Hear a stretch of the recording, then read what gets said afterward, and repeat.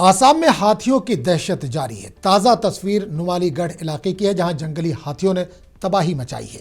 हाथियों के झुंड ने धान की फसलों को बुरी तरह से नुकसान पहुंचाया, जिससे किसानों में खौफ और मायूसी का माहौल है। मुकामी लोगों का कहना है कि महकमे जंगलात की जानिब से मुनासिब कार्रवाई नहीं की गई और देहातियों को अपने हाल पर छोड़ दिया गया।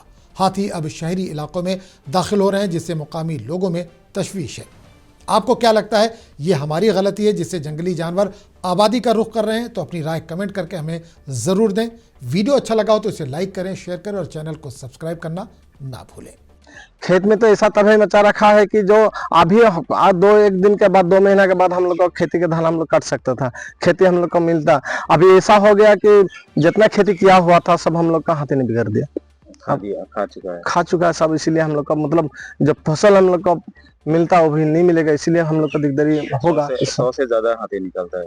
100 तो बाद 200 कभी कभी 150 ऐसा निकलता है, मतलब 100 से ज्यादा ही निकलता है। और आदमी के साथ भी काफी ये जो खेदाखेदी होता है। हाँ, हम लोग तो उपाय नहीं, हम लोग का खेती बचाने के लिए कभी भी निकलना पड़ता है, कोई हल्ला मचाना पड़ता है, फटका फटाना पड़ता है। तो कभी ऐसा होता है कि हम लोग आगे चला जाता है, हम लोग का पीछे तरफ से निकल जाता है, ये सब कभी होता है।